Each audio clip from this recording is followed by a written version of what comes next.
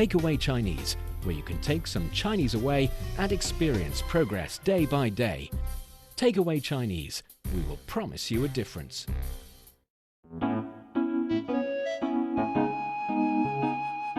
你好，欢迎收听随行汉语 Welcome to Takeaway Chinese. I'm Nian Honglin, and today I have a very special guest recording the show with me. She's not from China, she's not even from the continent, but she has a fair share of experience here in China, and she has a lot to share about the Chinese culture, about her Chinese story, and about the culture of her own country. Hello to Raziah. Hi, welcome to Takeaway Chinese. Hi, Niu. How are you? I hope I've pronounced your name correctly.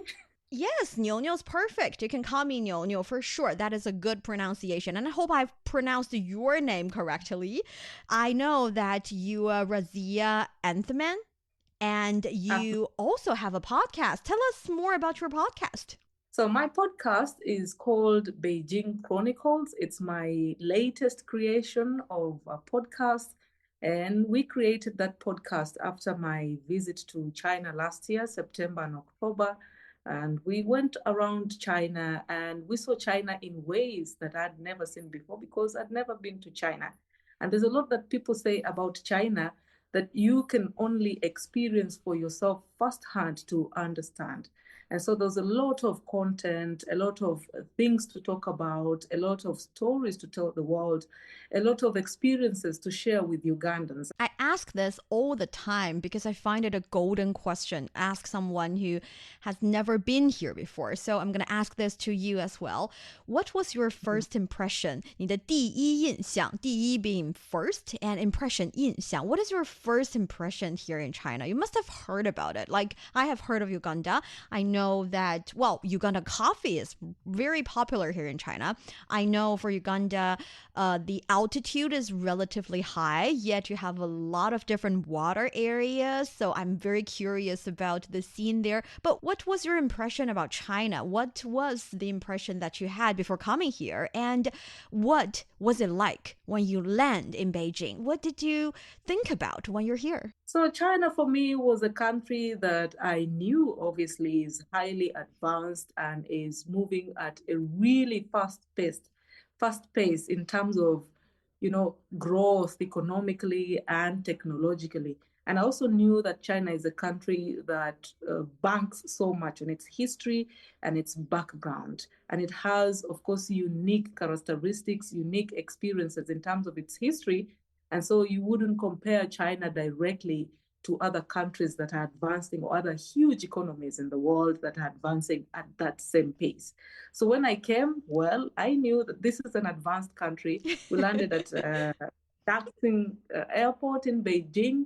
And my first experience was, wow, things are moving so swiftly. The technology is really advanced. And every aspect or process for that matter has been simplified with technology. And there's a lot of things that I thought here in other countries would have to, do it manually. But in China, in Beijing, when I arrived, I felt like a lot of things had already been. The Internet of Things is really huge in China. That's what I felt. And there are very many small things that technology can handle that a human being did not have to. So I felt the technology when I first landed in China at the airport. And we could do everything. I needed to exchange money, for example, and I didn't have to interact with an individual to buy dollars. At the Forex Bureau, there's already a machine there that would do everything for me. Yet in several other airports around the world, you have to interact with a human being to be able to do that. And I also felt like the Chinese people are really, really friendly and very polite. The politeness of the Chinese people is really humbling. And I felt that they are really friendly people as well. And when we got outside the airport, heading to Peking University, where we stayed for 2 months, I felt like, okay, I thought China, being very advanced, had issues, as we had always read about, in terms of, balancing advancement and environment conservation. But I realized that a significant area of Beijing is actually green now. And much as there's industrialization on the side, which of course Beijing and China cannot do away with right now, they're also striving to make sure that whatever advancement there is eco-friendly. I really felt that. I saw the greenery, I saw the trees, I saw how, the electric cars, EVs, which are trying to, balance between the fumes and what goes into the air and what can be controlled in terms of advancement and the technologies that the Chinese people are using to build, for example, cars and to reduce emissions into the atmosphere. Those are the things that really struck me at the landing point. And of course, beyond that, the movement in China is really easy. I did also experience riding bicycles, something that we don't do here. And also everything is on your phone. I felt like every single Chinese needed a smartphone. And I think every Chinese has a smartphone. I believe so, because how do you get around when you cannot pay for your bus, for example, for your commuter bus? How do you get around when you cannot pay for your train service? Yeah. How do you get around? How do you get around when you can't pay for a bike if you've got to cycle around, So I felt like every Chinese must have a smartphone. And then also the level of security, I think, from the part of the world where I come from, of course, security is really a huge thing. It's quite safe in Beijing where I stayed. And I never felt any kind of fear. I never felt like someone would grab my phone through the window of the bus. I never felt that. So that also struck me as I arrived in China. Yeah. So yeah, and there was a lot of things that we saw. I think we'll have time to talk more about my experience there. Yes, I love your answers and totally get you. I've been here in Beijing for around 10 years, and my feeling is similar. Beijing is getting greener and greener. And here in Beijing, actually, here in the entirety of China, we have the idea of building some pocket parks, 口袋公园 in Chinese, literally pocket and 公园 being park, and the 口袋公园 refers to the little green land tucked in different commercial areas or in the center, in the corner of a street, or sometimes even in residential areas or in between two residential areas. You can notice that sometimes there is this designing of having some green land, having several trees, a little scene designed for people to appreciate the beautiful flowers, the plantation here in Beijing. So the idea that Beijing is getting greener and greener is real for me as well. And I'm very impressed that you've also noticed that. As for the cashless society, we call it 无现金社会, cashless society. We don't really mean that there's no cash at all. It's more like you don't need cash if you don't want to. But for the elder generation, you must know this, for different countries, when we develop our society, we also need to balance and think about the elder generation. So here in China, here in Beijing, we also want to make sure that for those who don't find it convenient or that easy to use a cell phone to pay for stuff, you still can use cash, you can use card or anything. So I really appreciate that. But I heard that you've been here in Beijing. You stayed in Beijing for 2 months. Yeah, we were in Beijing for 2 months, and we took maybe a week out of Beijing. We went to Inner Mongolia and we visited some really remarkable areas there. But most of the time we spent in Beijing in Haidian districts.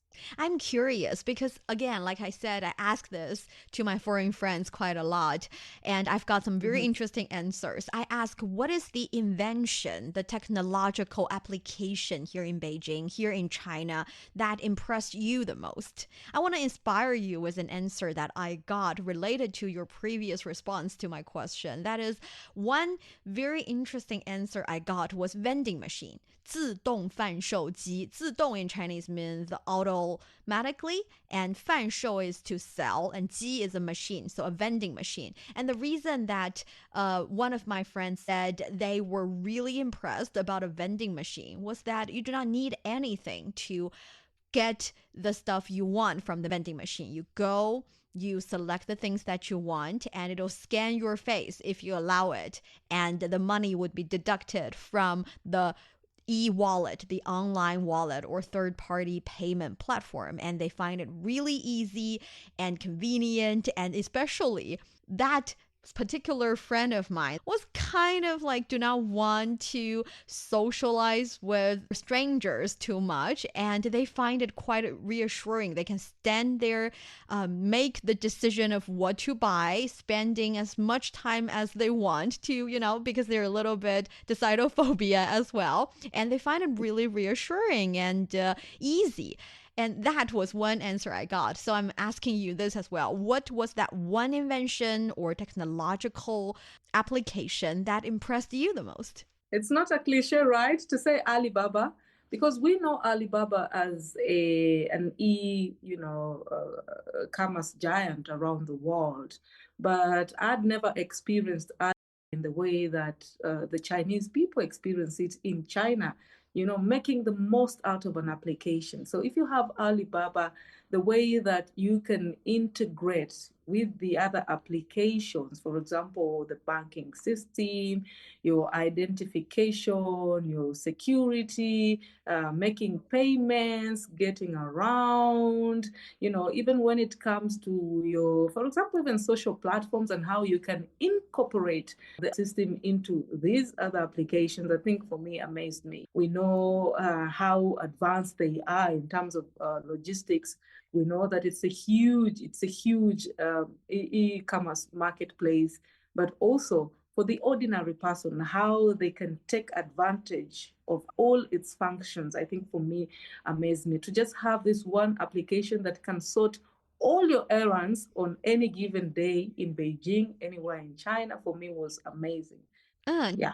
I think you're right. And my feeling is that it's becoming a trend here in China in the technological advancement world, because a lot of the apps that we use, no matter originally if it's a third-party payment app, if it's a social media app, or if it's a video sharing app, I find these apps started or already starting to integrate a lot of different functions within the one app. And they've created this thing called 小程序, mini applications or mini program within the program. So you open a app that you enjoy, and when you maybe, for instance, originally it's a social media app, you talk to your friends with that app. Take WeChat, for example. You would usually communicate with each other using that app. But later on, with the designing of 小程序, of mini apps, you can open the mini app within the main app, and the mini app would allow you to do all these things that you have just described. So totally, not only WeChat and Alipay are doing that, a lot of other popular apps here in China are also doing that. I think they want to be the app that you go to no matter what is the function you're looking for. It's a smart move, isn't it? Yeah, it is. In fact, other than Alipay, I think WeChat maybe is the epitome of integration when it comes to applications. So everything is on WeChat. You can pay with WeChat. You can go to your bank on WeChat. You can do your office work on WeChat. You can get social with your friends on WeChat. I think it really is the epitome of the integration that I'm talking about in terms of applications. And that is really impressive for me. And it made my life very easy, I must say. We've spent some time talking about the virtual life here in China. Let's talk a little bit about the reality, the real life in China, in terms of shopping, in terms of goods, in terms of delicious food. Ooh, what is your favorite Chinese dish? I think I like, what are they called? I like dumplings. Yeah, but I don't know if there's such a special delicacy there. Dumplings. I love them. I think that's my favorite. I never got to eat them a lot though. I found them quite expensive, and in many of the restaurants where we ate, they didn't have dumplings in the campus. Yeah, but that is my favorite. I really love them. But of course, the noodles are really a go-to, and the variety really gives you options. You could eat this kind today, the other kind the other day. Yeah. But we also enjoyed, food that we thought we wouldn't find in China. Many people used to ask me, "Oh, what are you eating? What are you eating in Beijing? Are you eating snacks? Are you eating?" People think everything in China is not edible for us here from Uganda or from Africa. And I was telling them, no, there's a lot of stuff that you can eat. There's a lot of stuff that is familiar. It's just the recipe might be a little different, but there's a lot of things that you can eat. I also like the fact that the food in China, I think, is relatively, I can say, healthy. That's what I can say. Mm. Yeah, I found their food really healthy. Much as they have carbs, they have some oil sometimes. I think relatively the food there can be a good balance in terms of nutrition. And when you're looking to eat healthy, they also have vegetables. I like them so much. I like vegetables, and I found a lot of vegetables on the menus every time in China, anywhere. And I think I like that about the food in China. But dumplings are my favorite. Dumplings are my favorite as well. I'm from the northern side of the country, and dumplings are very important for us. We would have dumpling as our go-to food when it comes to different festivals. You know, the most important festival here in China is the Spring Festival, 春节. And for us, living in the northern part of the country, we must have dumplings during that time. And so I love your answer. And when it comes to the healthy or being very healthy, finding Chinese cuisine healthy, you can be more right, because to start with, Chinese cuisine is very balanced when it comes to nutrition, like you have observed. We have vegetable, we have carb, we have meat, a little bit of protein and everything. It's a mixed template of one meal. And these days, for the younger generation here in China, we focus a lot on living a healthier lifestyle. We say 养生. 养生is like cultivate your health. So we want to put less salt in our cuisine. When we have sugar, we look at the calorie we take in, we look at the sugar we take in. Sometimes we would use sweeteners instead of sugar, to be healthier. So there is definitely that trend. But I have to tell you this. You've only been in Beijing for 2 months. This is too short for you to enjoy the entirety of the Chinese cuisines, because China is so big, it's so grand, and we have a variety of cuisines. At least the most famous 8 ones, we say 八大菜系. We have 8 different cuisines depending on or based on the region. We have 川鲁粤淮扬闽浙湘本邦. These are the 8 major cuisines, and they're all different. You can have the sweet and sour ones, you can have the really spicy ones, and even for spicy ones, there are numbing spicy, there are sour and spicy, there are sweet and spicy. So do come back to China and enjoy all these. There are so much more that you haven't experienced just yet. I think I've had so many times the chicken mixed with pepper. It's really hot, very spicy. Yes. That is 宫保鸡丁 Kangpang chicken. Is that what you're talking about? Yeah, I think so. What's chili in 辣椒 in Chinese? 辣 chili 辣椒 Ma chong, yeah. Uh-huh. So it has a lot of ma chong. You're speaking Chinese. I'm curious. Have you learned Chinese while you were here? We did attend some Chinese classes, but to be honest, the schedules, I think, the timetable of the classes were really stretched. So you'll have a class today and then another class after 10 days. So sometimes you need to constantly, be learning, keep in touch. So because in these 10 days when we're not in the Chinese class, we're in other classes or traveling. So it became a little bit difficult to learn so much in that kind of schedule. But yeah, we did attend some classes, and I think I got a few things. So I got a few things, yeah. I think you are definitely a beginner when it comes to Chinese learning. And for the limited amount of Chinese learning experience, what do you think is the most difficult, most challenging? Most challenging, I think, is in the tonation, the characters, and then put them in the right tonation. And like, can I first say my name in Chinese? Can you tell me whether? Yes. Meng Xian Xian. My 梦真真. pronunciation of my yeah, it means that's the meaning of the name. Yeah. It's a beautiful So name. I think thank you. I was given the name based on the meaning of my name, so they tried to bring it closer to the meaning of my name. But the most difficult thing with Chinese language, I think it's in the tonation and understanding the characters. And it's beautiful in a sense and also very interesting to bring the character to the meaning at that point. And the words might seem the same, but they're different. And there's this, is it a phrase that I'm told is used even in kindergarten when you're teaching kids Chinese? Ma, ma, ma, ma. There are five. I think there's a horse, there's mom, there are five, but they all, if you didn't know Chinese, read them the same way. But it's in the characters, the E's. Ma, ma, ma, ma, ma, I don't know. I know. Let me explain. It's ma, ma, ma, ma. So that's the 4 tones that you would use in daily life. And there's also the light tone. So ma. So ma, ma, ma, ma, ma. These are the 5 tones. And it's really significant because ma means mom, like you said. Ma, it can be a different fabric, or you can find the sound in, for instance, 麻烦, troublesome. And ma is horse. Yes, you remembered it correctly.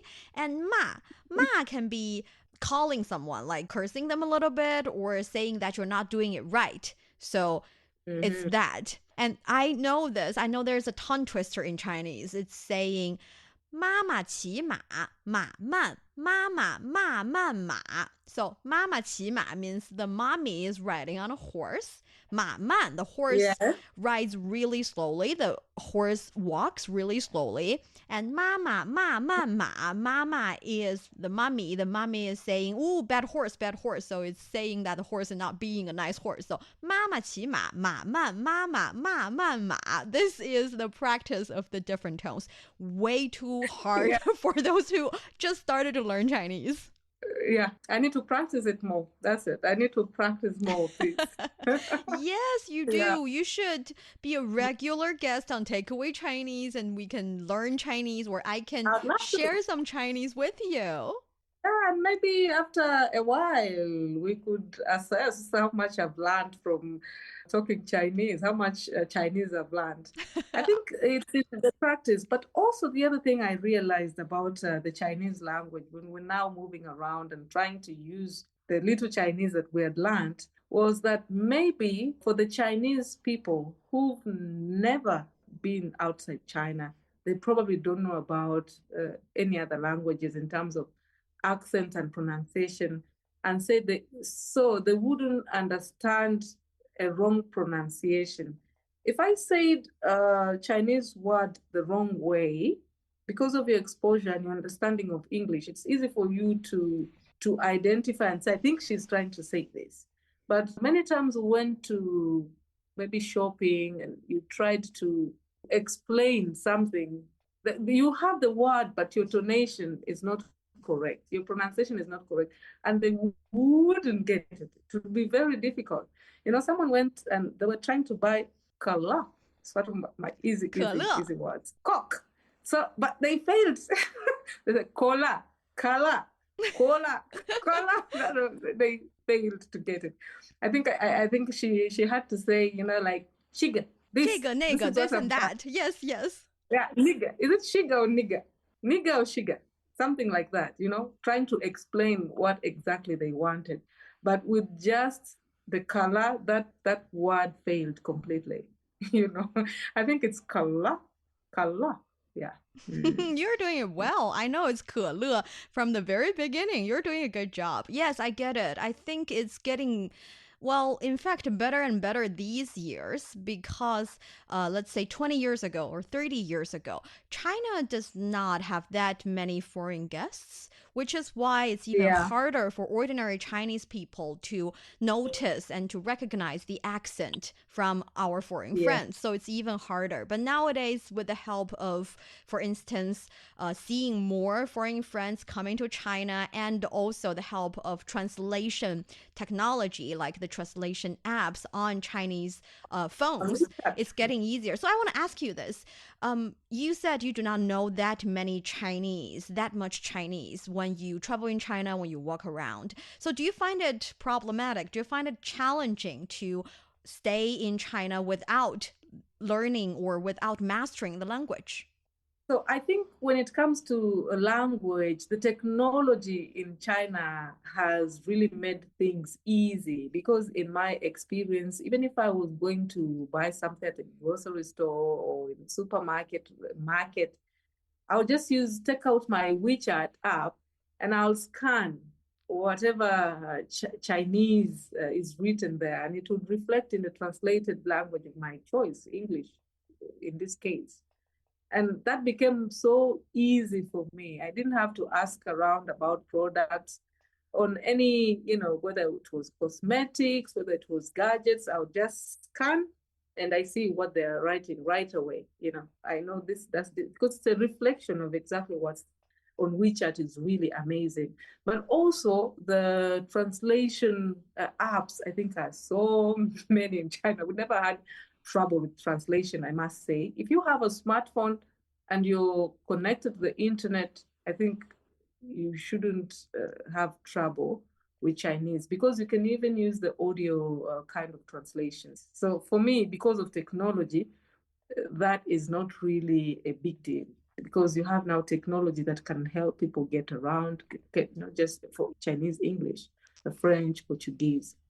Yes, because I always say to my foreign friends, come to China, come to visit us. But they are saying, well, I do not know the language. Is the bilingual system in the country good enough? Will I survive without knowing any Chinese? And I am reassured today, thanks to your answer. In that case, would you recommend your friends to come to China? And if so, is there anything that you think is a must try if they're here? It can be food. It can be things to buy. It can also be experience to have or places to visit. Do you have a recommendation list for your friends, especially those in Uganda? Yeah, I do. I do have a recommendation. Actually, it's a whole list. So depending on who I'm talking to. I was telling someone just the other day, last week, if you're into technology, she's a software developer. And I was telling her, if you're into technology, China is the place to be. The opportunities are just, abundant for people in technology. So you can be part of that. There are many things you can try. There are many things the Chinese are making. I mean, there's a list of things, the EVs, the automation in terms of robots. There's a lot that I think someone who is into computers, who is into artificial intelligence can benefit from when they come to China. So this is just one person who is so much into technology. But in terms of someone who is looking to, visit, many people don't visit China for social reasons. It's what I think. If I wanted to go to a place, I would pick the places that many people go to all the time. And I was telling someone, you can actually go to China. China has so many, dozens of UNESCO heritage sites, things that you only see on TV.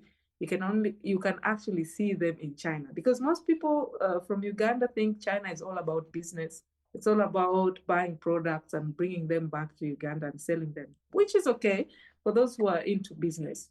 But I think there's many, many, many experiences in China that individuals, depending on their interests, can come and see. So there's the visits. You can go to of course, the most famous, as we all know, is the Great Wall of China. But beyond that, and maybe the pandas. I love pandas. So I tell people there's so much you can see in China. So many people know that, okay, China is such a huge country with 1.4 billion people, but they don't understand, or maybe haven't imagined the vastness of China. So I think there's a lot in China that many people who haven't been to China are not imagining. Yeah. So beyond the products, which is what we know China for mostly, there's a lot to actually experience in China. But the quick things that I would recommend is for those who are into technology to come and learn and experience and see how the Chinese people have to be taught, and the free thinking, the kind of competition which is to bring in foreign maybe companies that are really good in terms of say a field, maybe EVs, the company that is making EVs. So if you have them as competition locally in China, how are you going to push, for example, BYD to, improve on their models, on their EVs? So yeah, I tell people to visit China. Of course, the food is, there are people who are really exploratory. They would love to test so many things in terms of the cuisine. But yeah, for me, I think it's the historical sites and technology. Those two things are really the things that I would recommend anytime for someone to visit and see and experience. Thank you. Thank you so much. Those were precious. I love all those answers. And from a outsider's point of view, you've been here for around 2 months, and those are experience, and I think they are really valuable, especially to those who have never been to China before. So hopefully after listening to our special episode on Takeaway Chinese today, those of you who are listening, who have always wanted to visit China, would have been nudged a little bit in making your trip plan into something real, into really coming here and experience for yourself. But the next best thing would be staying with Takeaway Chinese and learn about these cool stories that we are sharing on our program. Thank you so much for listening. Today it's me, Niu, with our great guest, Raziah Athman. Thank you so much for joining the show. Thank you again. Hope you had a good time as well. Thank you so much, Niu. I have enjoyed my time chatting with you about the Chinese. Thank you so much. And for our dear listeners, we will see you next time. Bye bye.